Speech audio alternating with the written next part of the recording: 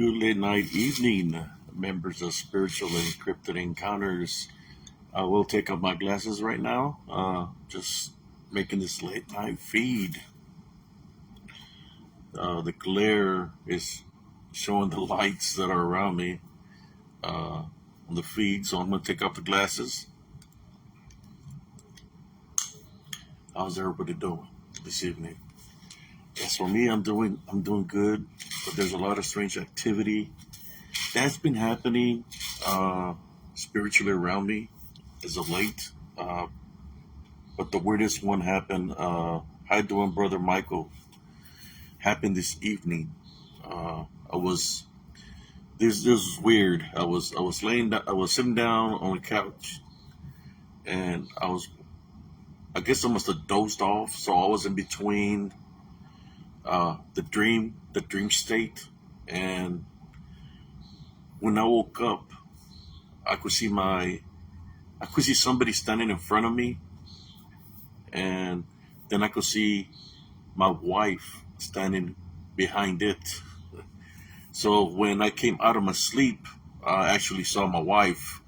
But what I seen in the middle, which I believe I was coming out of the dream world, right, was what seemed to be like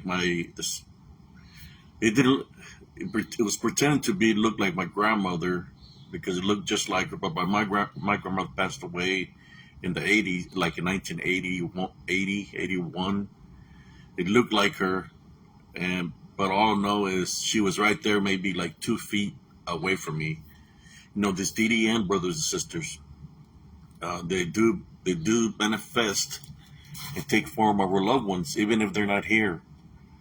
So that happened to me this evening. So at this time, that's why I came out here right now. Is if there's any negative energies that are around me or inside my home, or any kind of negative attachments that are upon me, I tie, bind, and rebuke you in Jesus' name. You're not allowed on my love foundation, in my home, or anywhere around me. Be gone. Uh, that's what happened this evening. Uh, it was pretending to to be to look kind of like my grandma, but it wasn't. This one thing about them, when they manifest to look like one of our loved ones or somebody that's gone, they can take a similar, how do you call it?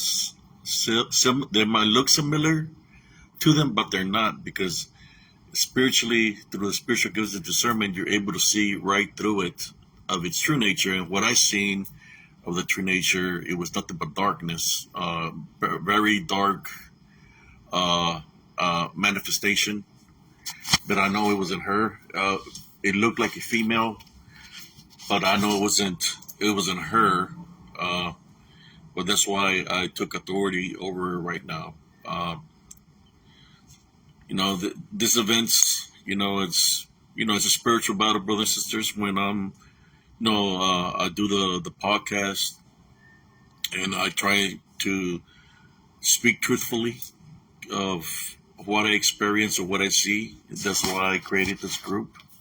I believe sharing is caring, and that if anybody is going through something and they need spiritual assistance, that they can confide in me for me to assist them spiritually, or if I experience something, uh, for me to share uh, what I'm experiencing to the members here on Spiritual Encrypted Encounters.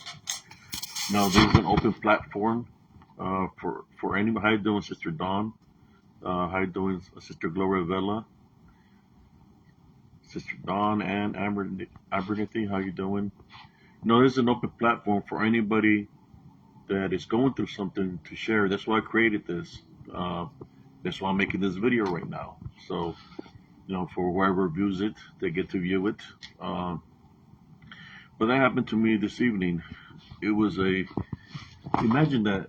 No, I've had manifestations. To me, it's another step into the growing spiritually, because I've seen before in the past where I'm in the sleep, and I could see the the how should I say, the succubus, incubus, or whatever they call them, that's within the dream world where they're around me. But this was me awakening, and I was able to see what was in front of me. But as I see my wife standing in the back, it's like whatever was in the middle is just left, because I was coming out of the dream into reality, but I was able to see it. So when I seen it and it faded away, it left. I was actually looking at my wife afterwards, but you could tell the difference of the height, that it wasn't a reflection of her, because whatever it was maybe like 2 feet away from me. Uh, but that's the kind of activity, brothers and sisters, that this here in Central Texas. A lot of paranormal stuff where they have the abilities to shapeshift, manifest into people that you know. You know, that's how they attack. Trying to find a spiritual opening. So we have to maintain the love foundation always. Stay spiritual, ready, and we can leave no spiritual openings to these unseen forces. You know, I try my best to share my wisdom and knowledge to those who to have spiritual understanding, or for those who want to know or grow spiritually. You know, I left two Bigfoot groups. I left. I think it was Bigfoot believers or Bigfoot something, and another one was a Bigfoot highway or something. You know, I was invited to the highway one, but I left the groups because it's like I don't understand these groups. You know, especially dealing with Bigfoot. You know, they allow people to place people in costume, pictures or drawings, but people in costumes that we know it's a person in costume, or hoaxing. You know, they allow that kind of activity there, but at the same time, when it comes down to the spiritual aspect out of it, they don't want they don't want to allow my pictures or videos of the spiritual aspect of what a Bigfoot might be or a dogman might be. So, you know, I asked a question. You know, I asked the individuals, what do the native things that what a Bigfoot is?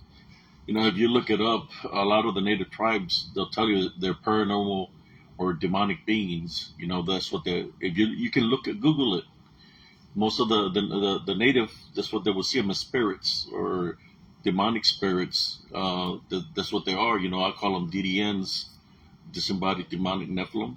Uh, but this what they call Sasquatches, they call them they're demonic beings that got some of the people to practice the necromancy, uh, the witchcraft, and that's how they became some of this people. They sold their souls, you know, they're because the DDN, they're literally demonic, and they're soul collectors. So they make deals with native people, you know, in which some of them learn those traits, but at the same time they lost their their souls because they make blood pact deals with this DDNs, or whether they want to call them Sasquatches or whatever. But they do exist, and when we see this manifestations of shapeshifters of what happened to me today, well, I believe it's dealing with neither the DDN or the ones that make deals with his DDNs, that after they die or they live the flesh, that they have the capabilities, kind of like of a DDN, that they're able to manifest or shape shift and take forms like this, you know. And this is the spiritual aspect that the Bigfoot community doesn't doesn't want to put out there. But you know, it's like, how can you go, you know, natives, you know, I have native blood in me because it's within my bloodline. Uh, so you know, I was raised spiritually, to know about the balance and to know what's within the balance. So That's why I make the videos that I make, because that's my calling. Uh, that's how I'm doing Primo Jesusias. That's our calling. Or spiritual senses are very keen, you know, uh, through the Heavenly Father and the spiritual gifts of discernment. They're very keen that, when we choose the path to walk with the Lord, it becomes, would become part of that mission in which He blesses us with the spiritual gifts of discernment, not just for us, but to help others. That's why I do the spiritual works, and I talk about the balance, or the things that are within the balance, the unseen forces that manipulate and try to cause chaos and havoc within families. I talk about breaking generational curses by cutting the negative ties of the past, because we don't want the generational curse to jump from generation to generation, or to our next of kin. So somebody's got to make a spiritual stance against them. And I'm more sure that this has been happening since the beginning of time. Through from generation to generation. It's a battle. It's a battle of our souls. And it's about us maintaining the love foundation, having forgiveness within the love foundation, and having a personal relationship with Jesus Christ, so He can bless us and guide us spiritually through the spiritual gift of discernment. Uh, that's why I do this works. I do this works. I've been doing them. I used to do them in the military. Every chance I could help somebody, I would follow who I am as an individual. When I was in the military, I had to be a certain way. But once I got out of the military, I said, you know what, I'm going to be me. Has anybody ever felt that way? That certain things around you are holding you back from being who you are in life? Well, that was my life. Certain jobs I had was holding me back from being who I am. Uh, People, that supposedly love me, were holding me back for who I am. And this is me being a spiritual person with a love foundation, forgiveness, and caring about humanity. Caring about people that are around me within my inner circle. That's why I create this group, Spiritual Encrypted Encounters. So for all you, for the Bigfoot believers, the admins from the Bigfoot group that I just left, that you don't want to see the spiritual aspect out of it. The only thing I can say to you is I don't wish nothing bad upon you. Uh, but be careful out there. Be careful out there when you're searching for what you think a Bigfoot is. Uh, if you think it's a flesh creature, be careful, because what you might run into is not a flesh creature. It's what I'm talking about, the DDN. And if the DDN sees a spiritual opening upon you, it will attack. It will attack you spiritually, and it can attack you physically, because that's what it does. That's what they're here. People have many names for them. I call them DDNs, disembodied demonic Nephilim. That's what they are. Uh, and it's kind of sad, that I know there's a lot of people that follow me from some of this Bigfoot groups that understand where I'm coming from now, because they used to be Bigfoot believers, but now they're seeing more as there are the disembodied demonic Nephilim, or they're a demonic.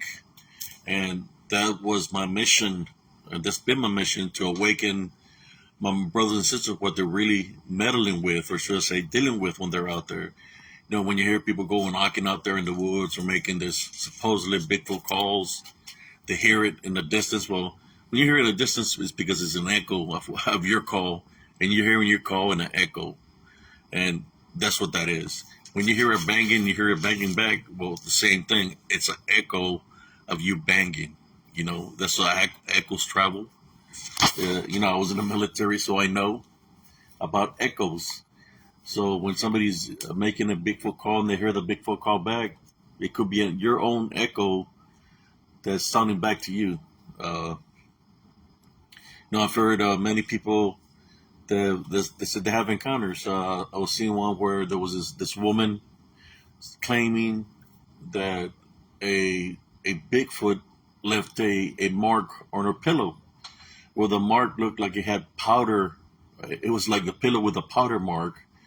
And when they told her to put the size of her hand by the palm, it looked like the same her own hand that she put that how should I say, that mark on the pillow.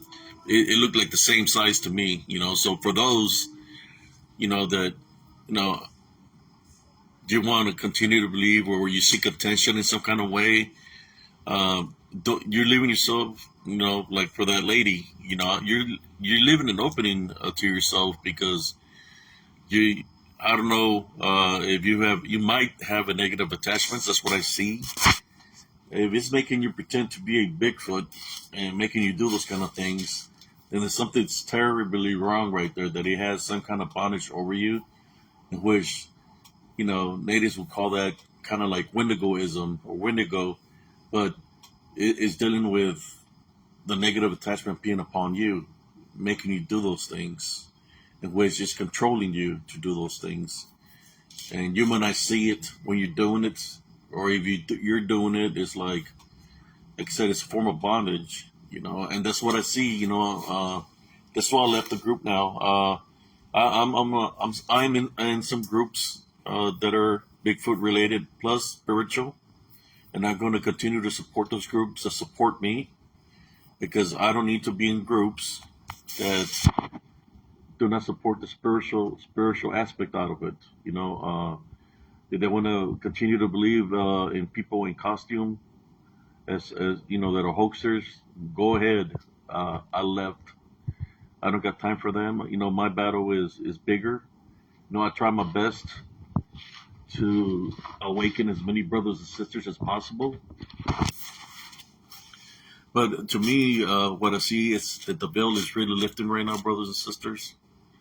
And what I witnessed today, I think you believe there's a saying in the Bible where it said that the dead will rise, that they will rise, and people think about zombies. No, it's not zombies. It's just DDN pretending to be your loved ones that are not here. And that's how they're going to attack people spiritually, because they're going to see what seems to be an image or the form of a loved one that's been deceased, but it's not really your loved ones. It's really the DDN that are manifesting to take their form, to see if they can find a spiritual opening to attack and destroy us, our vessel, our soul. So the spiritual battle of what I witnessed today is breaking the barrier. He's breaking the plane, what people call that spiritual plane, or they could call it a magnetic field. They could call it a what do you call it?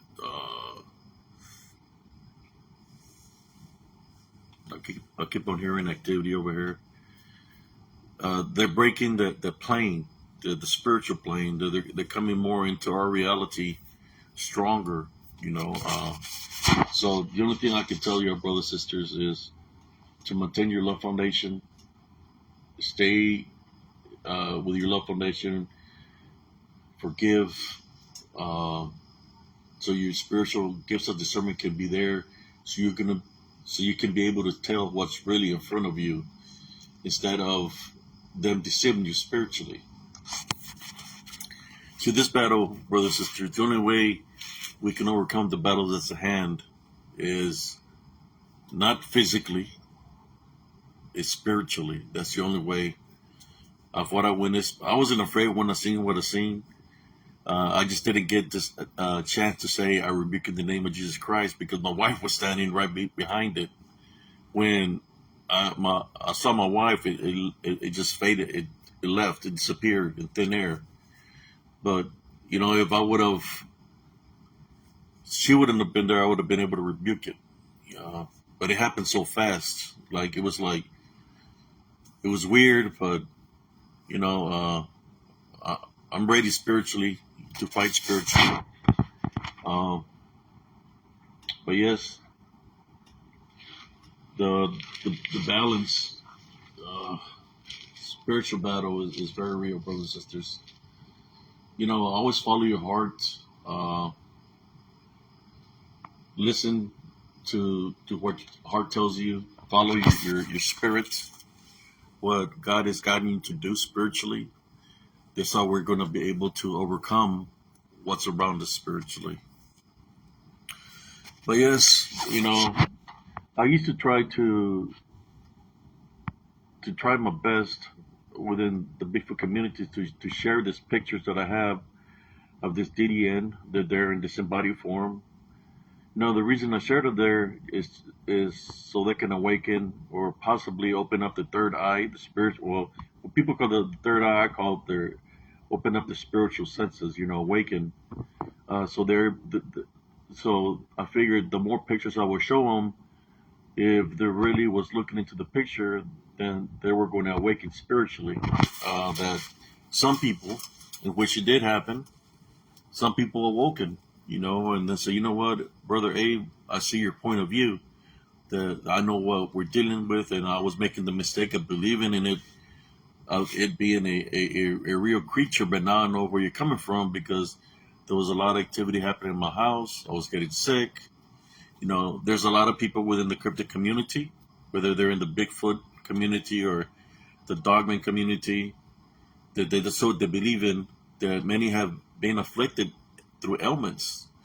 How is that going to happen? They haven't been attacked by the Bigfoot. They haven't been attacked by the Dogman physically, but they're being attacked by the disembodied demonic Nephilim spiritually. That's how that can happen. That's how a person winds up getting sick. They could have cancer and heart attacks, strokes, and other things. We know that's part of life. But when you're out there investigating and you're boots on the ground and something like that happens to you because you're searching for a Bigfoot or a Dogman, but then you encounter the disembodied demonic Nephilim because it's going to take the form of that, a beastly form, then if you believe it's a Bigfoot or Dogman, it's going to attach itself to you. And if you, so long you continue to believe in it to be 100% real, well, it's like leaving an opening to the DDN to come into your house because you're believing in it. So he just doesn't have, how should I say, he has an opening to attack your vessel, your body. And that's how they possess. Or it can come, it come into your home to take over your house foundation, also your home foundation, because you're giving it that opening by saying that they're real, that they're 100% flesh, because you're believing in them. So the DDN is how can I say it? Laughing away to the bank with you because it's deceiving you that it's real, it got what it already wants out of you. It's got the spiritual opening of bondage over you, in which it can cause all kinds of ailments. And then it's got full control of your household because you continue to believe in it and it's coming into your home. That's why I went into the Bigfoot community. This is not that I went in there.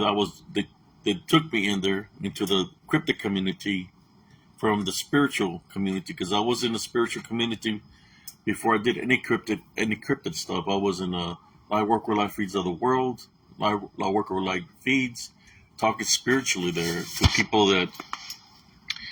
people that talking spiritually. People needed spiritual help.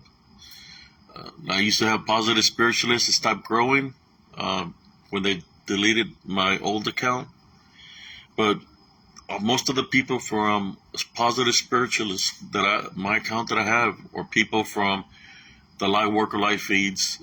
But I left Light Worker Life Feeds because they didn't want me to bring the spiritual aspect of Jesus Christ or anything of dealing with Jesus into the Light Workers Life Feed. They said they work out of love And it's like, well, what's the strongest kind of love if Jesus Christ died for us, for our sins, right?